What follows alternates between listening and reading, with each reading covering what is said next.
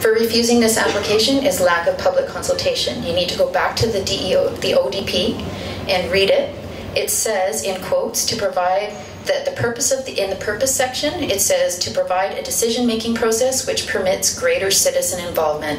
And later it says, in quotes, to ensure the DEOD community are consulted on local planning and development matters. And later again, it says to ensure projects, in quotes, accurately reflect current public objectives. So we asked this board, are you really going to decide on public objectives today at this hearing? The DP boards aren't allowed to do that, that's my understanding. Staff have not explained public objectives in their report. And why approve a new style of project, the first of its kind, in the worst part of the downtown east side to make a mistake? And approve it with no public debate, no visioning, and no plan in place ahead of time for the impacts. The Oppenheimer district says that, in quotes, zoning should be reviewed every 5 years or so. This has not happened. The review has been on hold since I started working at CAP in 2006. I'm almost done. I think it's been on hold for 25 years before that, but we didn't have time to check. That's because it was not urgent, because until now it has not been profitable to build with 20% social housing requirement, but now it's profitable.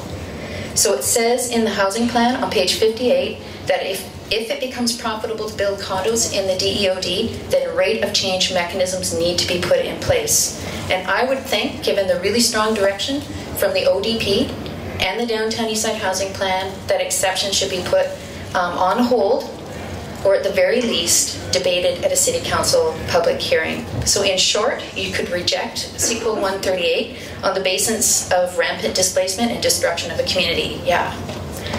But given you are a DP board, you can easily find some technical arguments to hold off the decision by looking at the ODP until the DEOD review is complete and the LAP is complete. Thank you. So we're coming with a request from the last meeting of this committee to invite you to defer decision on the Pantages Sequel 138 proposal. And this came out of extensive discussion at the previous meeting of the Local Area Planning Committee last week.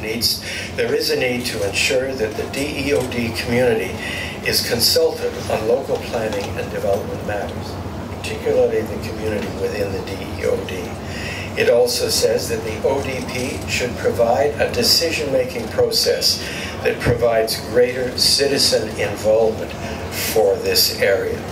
And finally, the ODP states also that effective guidance for the long-term development of the DEOD means that the ODP should be reviewed from time to time to accurately reflect the current public objectives.